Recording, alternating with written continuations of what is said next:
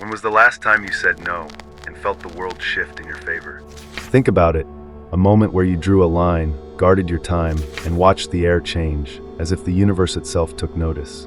Was it a missed call you didn't return, a favor you declined, a boundary you held firm? Or is it still a dream, a fleeting thought drowned by the endless pull of others' needs? Most of us live like open doors, always ready, always there, swinging wide for anyone who knocks. We give our time, our energy, our hearts, thinking it's strength, thinking it's love. But what if it's not? What if being too available is the very thing keeping you small, drained, and unseen? So let me ask you again, are you too available, and what's it costing you? Being endlessly available makes you a doormat, not a hero. It's not kindness, it's surrender, a slow erosion of your worth that leaves you spent while others thrive on your sacrifice. You've seen it, haven't you? The way people lean harder when you give, the way they expect more when you're always there, the way your value fades the moment you become their constant. You're not a person to them then. You're a convenience, a tool they reach for without a second thought.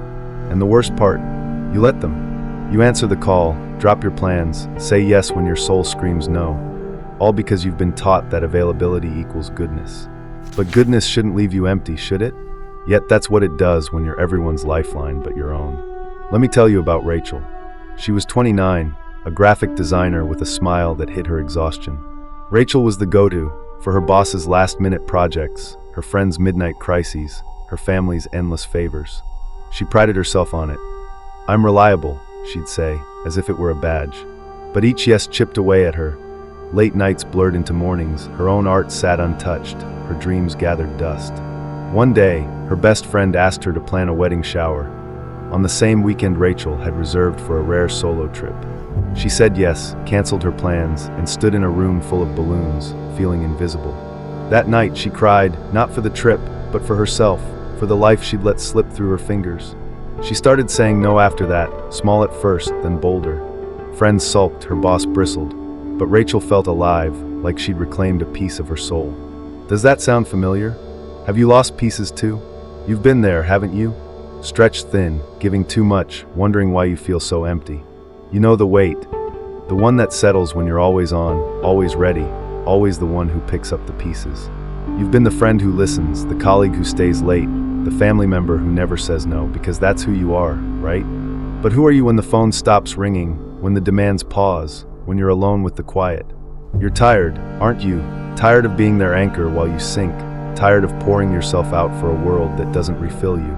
You feel it, that churn, that ache of giving when you've got nothing left. It's not just exhaustion, it's a theft, and you're the one handing over the keys. This isn't just a bad day, it's a pattern, a trap wired into your bones. The psychology of it is cruelly simple. You're available because you're afraid. Afraid of letting them down, afraid of their frowns, afraid of being seen as selfish or cold. You've been taught that saying no is a sin, that boundaries are walls, that your worth lies in how much you give. Rachel lived it. Every yes was a plea to be valued, to be needed, to be enough. But enough for who? Not her. She was enough for them, but never for herself, not until she stopped. You're doing it too, giving to prove something, to dodge the sting of their disapproval, to fill a void they didn't create but happily exploit. Availability isn't love, it's a leash, and you're the one holding it. The drama unfolds here, where the heart races and the stakes loom large. You've lived like an open book, pages torn by anyone who cared to read. But what's left of you now? Rachel stood in that party, balloons bright, soul dim, and saw the truth. She wasn't living, she was serving, a shadow of the artist she could have been. You're a shadow too, aren't you? Every time you've said yes when you meant no, every time you've dropped your needs for theirs, every time you've let their urgency trump your peace. It's not their fault, it's yours. You've opened the door, rolled out the welcome mat, handed them your time like it's free. But it's not free, is it? It's your life, your spark, your chance to be more than their crutch. This is where it hurts, where the air grows heavy with what's at stake. You hear it, don't you? That quiet scream of your own needs, drowned out by the demands you keep meeting. Rachel heard it that night, alone with her tears, the weight of a life spent on others crashing down. You hear it too, every time you're pulled away from yourself, every time you give what you don't have, every time you feel that twist of resentment you bury deep. It's not just a moment, it's a wound, bleeding every time you choose their wants over your worth. But the door's not locked, not yet. You're still here, still breathing, still holding a flicker of the fire they haven't claimed. Availability isn't your crown, it's your cage. So what happens when you close the door, say no, and choose you? This is your reckoning, your chance to see the truth. Rachel learned it, stepping away from the yes that broke her, finding her art, her voice, her life. You can learn it too. Look at the times you've been too available, the calls you answered, the plans you dropped, the dreams you deferred. What did it give you? A pat on the back? A fleeting thanks? Or just more demands, more weight, more emptiness? The world wants you open, always ready, because it's easier for them. But you're not here for their ease. You're here for your fire, your purpose, your you. So ask yourself, are you too available? The answer's in your bones, pulsing with the truth you've ignored too long. Say no, guard your time, and watch how fast everything gets better. When nothing is done, nothing is left undone. Lao Tzu's words shimmer like a quiet truth, cutting through the noise of a world that demands your constant presence. They point to a paradox. In pulling back, in doing less, you achieve more, not just in time, but in power, in worth, in the life you were meant to live. What if your absence made others value your presence more? What if stepping away, saying no, guarding your time like a treasure didn't diminish you, but made you shine brighter? We're taught that availability is a virtue, that being there for everyone proves your heart. But what if the opposite is true? What if scarcity, the art of being less available, is the key to unlocking a life where you're not just needed, but revered? The philosophy is as old as it is radical. Scarcity creates value. Think of a rare gem. Its worth lies not in abundance, but in its elusiveness, its refusal to be everywhere for everyone. You're not a gem, you say, but you are. Your time, your energy, your soul are finite, precious, irreplaceable. Yet you scatter them like common stones, always open, always giving, always there. The world doesn't chase what's easy to catch. It hungers for what's rare, what's guarded, what demands effort to reach. By being endlessly available, you dilute your own worth, make yourself ordinary when you were born to be extraordinary. So let me ask you, what would shift if you became a prize, not a convenience? What if your no carried more weight than your yes? Constant availability signals you're expendable. It's a silent message to the world. I'm here, take me, use me, I'm yours. You've seen it, haven't you? The way people lean on you when you're always ready. The way they expect your time like it's owed. The way they stop seeing you as a force and start seeing you as a fixture.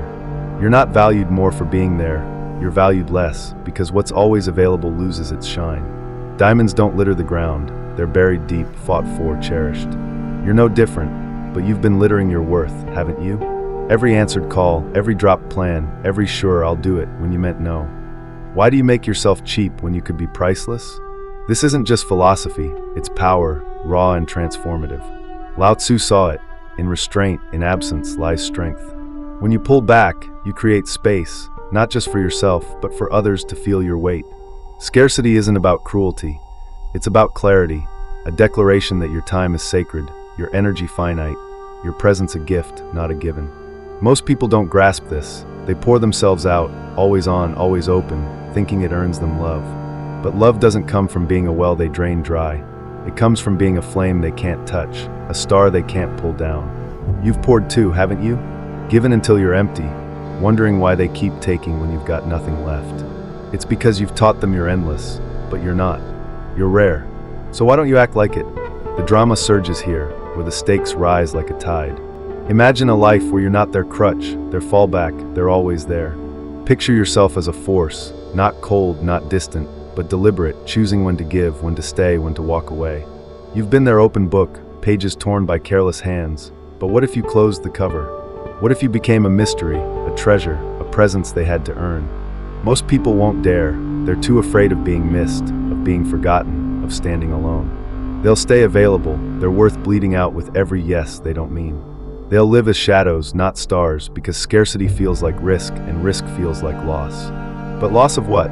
A life you're not living? A you've already lost? You've felt it, the exhaustion of being everyone's everything, the ache of giving when you're running on fumes.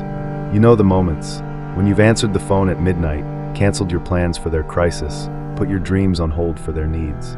You've been their sun, burning out to light their way, but what about yours? You're not here to be their constant. You're here to be your own. I see you, stretched across their demands, your fire dimmed, your soul stretched thin. You're tired, aren't you? Tired of being the one who's always there, always ready, always less than you could be. Why do you keep giving what's yours to guard? This is where the air crackles, where the ground shifts beneath you. You've been a river, flowing for anyone who dips their hands. But rivers can choose their course, can't they? Scarcity isn't about shutting out the world. It's about choosing who gets to drink, when and why. It's about saying, my time is mine, my energy is mine, and you don't get it just because you ask. Most won't choose. They'll stay rivers without banks, flooding for others until they're dry. They'll call it kindness, but it's not. It's erasure, a slow dissolving of the self they were meant to be. You've dissolved too, haven't you? Every time you've said sure when you meant no. Every time you've opened your door when you wanted it locked. Every time you've let their needs bury yours. This is your wake-up call, your moment to see the power in less. Lao Tzu's wisdom isn't abstract. It's a blueprint for strength, for a life where you're not spent but sought. When you pull back, you don't lose, you gain. Time to breathe, space to dream, a presence that commands respect. The world doesn't value what's free. It chases what's rare, what's guarded, what's earned. You're not a doormat. You're a diamond, buried too long under their feet. So why keep lying there? Why keep letting them walk when you could rise? Scarcity isn't loss, it's leverage, a way to make them see you, not as they're always, but as they're once in a lifetime. Step back, say no, be rare, and watch how fast your worth becomes a light they can't ignore. What would happen if you started guarding your time like a treasure, as fiercely as a king protects his realm? Imagine it, a life where your energy isn't spilled for every demand, where your presence is a gift, not a given, where your no carries the weight of 1,000 yes. Have you ever dared to pull back, to close the door, to let the world wait? Or does the thought alone spark fear? Fear of being selfish, of being forgotten, of losing their need for you? Most people stay open, always on. Their lives a revolving door for others' whims. But unavailability? That's an art, a deliberate act of power, a brushstroke of self-respect that paints you as a force, not a fixture. So let me ask you, are you ready to master this art and reclaim the life you've been giving away? Unavailability isn't rejection, it's reverence, a sacred choice to honor your purpose over their urgency. It's not about building walls or turning cold. It's about setting boundaries, about saying, I am enough, and my time is mine to choose. You've been taught to equate availability with love, with duty, with worth. But that's a lie, a trap that keeps you tethered to their needs while your own wither. To pull back is to rewrite the rules, to declare that your energy, your focus, your soul are not up for grabs. It's a shift from being their servant to being your own sovereign, a king who rules his time with purpose, not obligation. Why do you keep serving when you could be reigning? To be yourself in a world that is constantly trying to make you something else is the greatest accomplishment. Ralph Waldo Emerson's words ring like a clarion, calling you to stand firm in your truth. Unavailability is that stand, a refusal to let the world's clamor drown your voice. It's the courage to say no when they expect yes, to prioritize your dreams over their demands, to walk away when staying feels easier. Most don't have that courage. They bend, they break, they give until they're hollow, thinking it proves their heart. But a heart that's always open bleeds out. A heart that's guarded burns bright. You've bled, haven't you? Given too much, stayed too long, answered when you should have been silent. What would it mean to guard your heart instead? You felt the weight, the exhaustion of being always there, the ache of giving when you're spent. You know the moments, when you've answered the call you dreaded, rearranged your life for their crisis, put your needs last because theirs felt louder. You've been their rock, crumbling to hold them up, but what about you? I see you stretched thin, your fire dimmed, your heart heavy with yes you didn't mean. You're not here to be their constant, you're here to be your own. So why do you keep opening the door when you could lock it and breathe? This is where the fire ignites, where the stakes loom like a storm on the horizon. The art of unavailability is a rebellion, a defiance of the world's demand that you stay open, stay ready, stay small. Most don't rebel, they comply, their lives a blur of others' needs, their worth tied to how much they give. They'll stay available, their time a public square, their souls a free buffet, because pulling back feels like falling. But falling where? Into yourself? Into your purpose? Into a life where you're the artist, not the canvas? You've been their canvas, haven't you? Painted over with their wants, their emergencies, their expectations. It's not strength, it's surrender, a betrayal of the you that's waiting to rise. But surrender's not your fate, not yet. Feel the pulse of this, the drama cresting like a wave. Picture your life as a gallery, your time the rarest piece, not for every passerby, but for those who earn it, for you who create it. Emerson's accomplishment isn't in giving more, it's in being more, in standing as yourself against the tide. Most won't stand, they'll bend, their boundaries porous, their lives a shadow of what could have been. They'll call it duty, but it's fear, fear of the silence, the space, the power that comes when you pull back. This is your canvas, your moment to paint or fade. The art of unavailability starts here. Say no, not out of spite, but out of reverence for your time. Let calls go to voicemail, let favors wait, let your dreams take the front seat. It's not easy, the world will push, guilt will claw, habit will beg you to stay open. But every no is a brushstroke, every boundary a line, every choice a masterpiece of you. You're not powerless, you're unguarded, a treasure waiting to be claimed. Most won't claim it, they'll stay open, their worth spent, their lives a sigh of if only. But you're here, brush in hand. Pull back, guard your time, master the art, and watch how fast you become a force no one can overlook. The world reshapes itself when you stop being available and start being undeniable. It's not a flicker or a pause, it's a seismic shift, a thunderclap that echoes through the lives you've propped up, the demands you've carried, the spaces you've filled. You've been their constant, their crutch, their open door, but now you stand, a beacon of worth, your time guarded, your presence a privilege, your soul a flame no one can douse. Everything changes when you choose yourself, the air, the glances, the way the world bends to meet you. This is your moment, your rebellion, your crown. So let me ask you, can you step into a life where your worth speaks louder than your accessibility? Most will cling to availability because it's safer than facing the power of their own boundaries. They'll stay open, always there, their lives a revolving door for others' needs, because pulling back feels like losing love, losing place, losing the fragile approval they've tied their worth to. You've seen them, drained, dimmed, smiling through exhaustion, giving until they're ghosts of themselves. They're not living, they're serving, pawns in a game where their time is free and their souls are cheap. That's the trap of availability. It promises connection but delivers depletion, leaving you spent while others thrive on your sacrifice. But you're not meant to serve. You're meant to shine, a star, not a shadow. Why dim yourself when you could burn bright? Let me tell you about Priya. She was 38, a project manager who'd spent years being everyone's everything. Her team's problem solver, her friend's confidant, her parents' dutiful daughter. Priya was proud of her role, but it hollowed her out. Her health frayed, her passions faded, her own voice grew quiet. One day, her sister asked her to organize a family event, ignoring Priya's packed schedule. For the first time, Priya said, "I can't, I need time for me." Her sister scoffed, but Priya held firm. She started carving out evenings for yoga, saying no to non-essential tasks, letting calls go unanswered. Some relationships strained, her sister distanced, colleagues grumbled, but others deepened. People began respecting her time, seeking her out not out of habit, but awe. Priya's life bloomed. She painted again, laughed louder, stood taller. She wasn't less, she was more, undeniable because she embraced her worth. What could change if you embraced yours? You're not here to be at their beck and call. You're here to shine, to live, to be. You felt it, haven't you? The weight of being always on, the ache of giving when you're empty, the sting of being taken for granted. You've been their lifeline, their fixer, their open book, pages torn by careless hands. But it's left you fractured, hasn't it? Pieces of you scattered across their crises, your fire dimmed to light their way. You're tired of being the one who's always there, always ready, always less than you could be. I see you, standing at this edge, the spark of your worth flickering, ready to blaze. You're not their servant. You're a force, a truth, a life they can't ignore. Are you ready to let it burn? This is where the drama peaks, where the air crackles with stakes taller than mountains. Everything changes when you pull back, not just your schedule, but your soul, your story, your place in the world.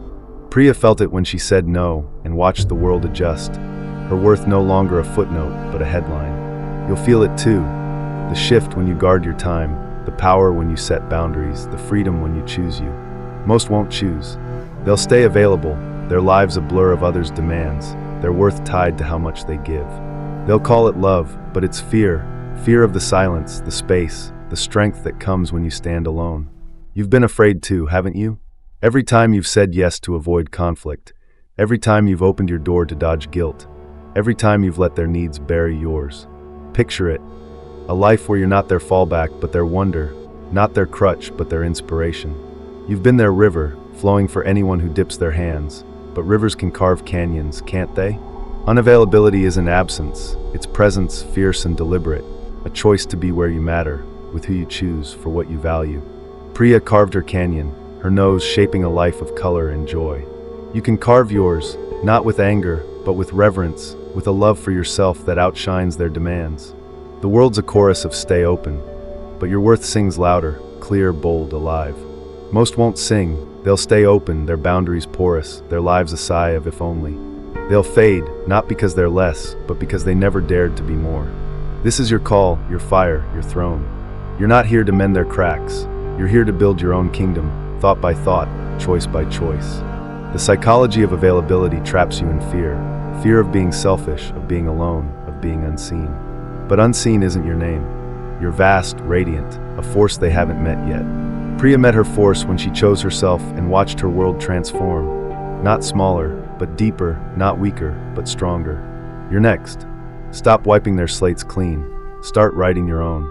Let go of their demands. Embrace your worth. You'll lose some, the ones who loved your openness, who fed on your time, but you'll gain everything. Your voice, your power, your you. So embrace your worth. Not tomorrow, not when it's easy now. Drop the chains of availability. Lift the fire of your purpose. The world doesn't need another yes. It needs a king, a queen, a soul that dares to say, "My time is mine." Priya said it, and became a flame no one could dim. Your flame's waiting, brighter, fiercer, yours. Step into it, unapologetic and undeniable. Let your boundaries rise, your purpose roar, your life be yours.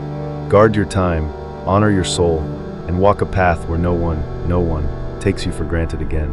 Stop being available, reader, and watch everything get better. Not just your days, but your destiny.